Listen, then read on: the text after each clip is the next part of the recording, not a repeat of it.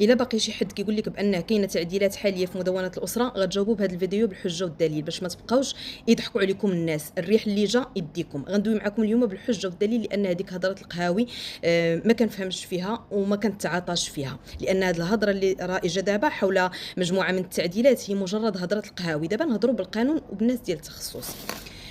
مني حطيت الفيديو بان قلت لكم بان ما كاينش شي تعديل حالي كيخص مدونه الاسره، مجموعه من الناس قالوا لي لا واش انت غتعرفي احسن من وزير العدل السويبي، راه قال بان كاينه تعديلات.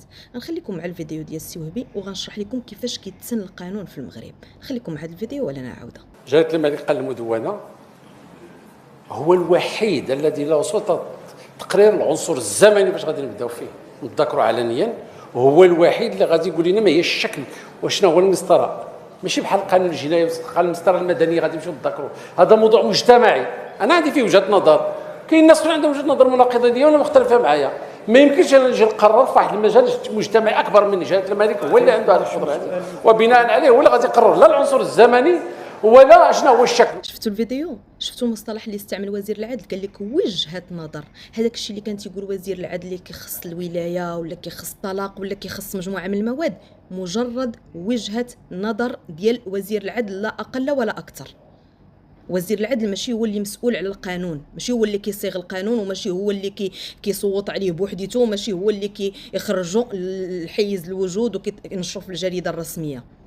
انا غنشرح لكم كيفاش كيتصاغ القانون. عمرك ما سولتي داك القانون سواء الجنائي سواء المسطره الجنائيه او المسطره المدنيه او مدونه الاسره ولا مدونه التجاره، كيفاش كيتصاغ داك القانون؟ اليوم غادي نوريك كيفاش كيتصاغ القانون بالتفصيل الممل، باش عباد الله ما يبقاش اللي جاي يضحك عليكم، وباش ملي تبغوا تناقشوا مع شي حد تناقشوا بالحجه والدليل وتفوتوا عليكم هضره القهاوي التي لا تسمن ولا تغني من جوع. وكيف قلت لكم في الاول، ما عرفتش واش قلتها ولا لا، بان راه نشر الشائعات يعتبر جريمه كيعاقب عليها القانون. على اي نبداو دابا بالسلطات اللي عندنا في المغرب. عندنا ثلاثه السلطات، عندنا السلطه التشريعيه، عندنا السلطه التنفيذيه، عندنا السلطه القضائيه. مني تسمعوا السلطه التشريعيه عرفوا هي البرلمان، مني تسمعوا السلطه التنفيذيه عرفوا انها الحكومه، مني تسمعوا السلطه القضائيه عرفوا هو انها القضاء. هاد السلطه التشريعيه واللي هي البرلمان مناش كتكون من مجلسين اللي هما مجلس النواب ومجلس المستشارين. مجلس النواب اللي كتكون 375 نائب برلماني، هادو كيفاش داروا حتى وصلوا لقبه البرلمان؟ هادو هما اللي كيمثلوا الامه، نتوما اللي صوتوا عليهم في الانتخابات، لان ما يمكنش يكون 40 مليون نسمه داخل قبه البرلمان. حنا صوتنا على دوك الناس ممثلين ديالنا، هما اللي كيمثلونا داخل البرلمان. اما بالنسبه لغرفه المستشارين، هادو كيتم التصويت عليهم بطريقه غير مباشره. النواب كنصوتوا عليهم حنا بطريقه مباشره، مجلس المستشارين كيتم التصويت عليهم بطريقه غير مباشره عن طريق ممثلي الجماعات وممثلي العمالات ومن ممثلي الغرف المهنيه والنقابات. تفهمنا في هذه النقطه. نجيو دابا لمراحل التشريع، كيفاش كيتسن القانون في المغرب. هذاك القانون اللي كيوصلك انت وكتولي مجبر انك تخضع ليه، كيفاش كتسن؟ كاين 4 المراحل. شنو هي هذه المراحل؟ اللي هي الاقتراح، المناقشه، التصويت، واخيرا المصادقه. نجيو دابا المساله ديال الاقتراح. شكون اللي عنده الحق يقترح مشروع قانون او لا مقترح قانون؟ لانه كاين اختلاف بين هاد المصطلحين بجوج. نبداو بعدا شكون اللي عنده الحق انه يقترح. الا مشينا للفصل 78 من الدستور، اشنو تيقول لك؟ تقول لك بان رئيس الحكومه واعضاء البرلمان عندهم الحق انهم يتقدموا بمقترحات قوانين. فمني تسمعوا مصطلح ديال مشروع قانون عرفوا ان الحكومه اللي متقدمه به، والا سمعتوا مصطلح ديال مقترح قانون عرفوا ان اعضاء البرلمان هما اللي متقدمين به. المهم مني كيدرسوا هذاك المشروع قانون وكيحضروا لنا واحد المسوده، هذه المسوده فين كتمشي؟ واش كتمشي للبرلمان نيشان؟ لا، كتمشي للامانه العامه للحكومه. على الاكيد اغلبكم كيسمع هذا المصطلح ديال الامانه العامه للحكومه وما كتعرفوش شنو الاختصاصات ديالها. هذه الامانه العامه للحكومه كتعتبر هي المستشار القانوني للحكومه، وشنو التخصص ديالها؟ هو التدقيق في القوانين. كنديو لي هذاك المشروع ولا ديك المسوده كتقراه بالنقطه وبالفاصله، لانه اللغه القانونيه لغه خاصه.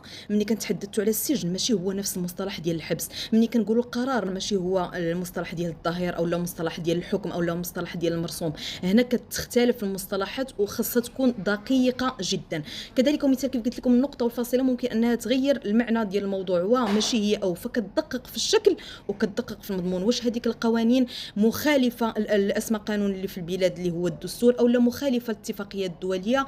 واش سبق العمل بهذاك القانون في شي دوله اخرى؟ مهم. او لا سبق المغرب كذلك مثال كان هذاك القانون اللي بغاو دابا متناولينه في هذيك المسوده مخالف للقوانين السابقه. المهمه ديال هذه الامانه العامه للحكومه هو التدقيق، وهذه الامانه العامه للحكومه كيسميوها مقبره القوانين، لانها مجموعه من القوانين كتمشي تما كتقبر. دابا نجيو للمده، شحال المده ديال اللي عند الامانه العامه للحكومه باش طالع على ذاك القانون؟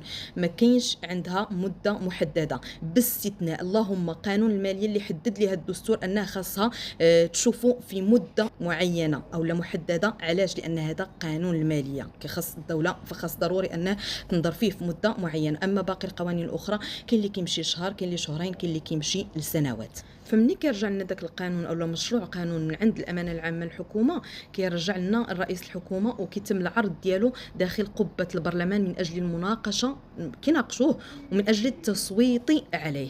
نمشيو دابا المرحله ما قبل الاخيره اللي هي مرحله التصديق. وهذا التصديق شكون اللي كيقوم به؟ كيقوم به جلاله الملك. يتم اصدار هذاك القانون ويتم التصديق عليه من قبل جلاله الملك، ذلك من خلال وضع الختم الشريف، ويتم كذلك التوقيع عليه بالعطف من طرف رئيس الحكومه. وكتجي المرحله الاخيره اللي هي النشر في الجريده الرسميه.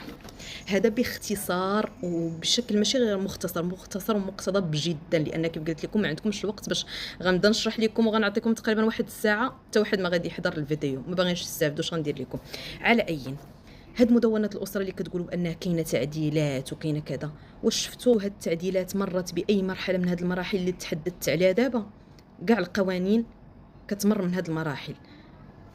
نتحدى شي واحد يحط لي شي فيديو يقول لي المراحل اللي مرات منهم مدونة الأسرة الحالية بالتعديلات، ويعطيني الفصول والمواد اللي كتحدث على التعديلات هذه. فما تبقوش تقويوا الهضره، ما تبقوش تكثروا الهضره. الانسان يكون راسو صغير، حنا كاملين كنتعلموا. اذا علمت اشياء غابت عنك اخرى بالضروره، ولكن باش تبقاو تخرجوا في عينيكم وتقول لي حقا راه وزير العدل، واش انت احسن من وزير العدل؟ وزير العدل راه حطيت لكم الفيديو اللي قال مجرد وجهه نظر. حتى ملي كتجي تسولني انا كتقول لي مثلا شنو الراي ديالك في المساله ديال الولايه، نعطيك وجهه النظر ديالي. واش هاد وجهه النظر ديالي هي قانون؟ لا. هي كتاب مقدس؟ لا. واش انا اللي كنسن ولا كنشرع؟ لا. التشريع راه كيف قلت لكم المراحل ديالو بالنسبه للناس اللي باغيين يستافدوا، بالنسبه للناس اللي باغيين يعمروا ريوسهم، باش الا جا شي واحد بقى يهضر عليك هضره القهاوي يقول لك حكا راه ديك التعديلات كاينه، حكا راه انت ما واصلك والو، جاوبوا بالحجه والدليل. يمكن ترجعوا للدستور، هادشي اللي قلت لكم راه كاين فيه الفصول 50 78 80 84 غتلقاوها كتكلم على هادشي اللي قلت لكم، راه ماشي شي حاجه جايبها من راسي، بالحجه والدليل وبالفصول. غنتوقف عند هذا الحد هذا. نهاركم مبروك.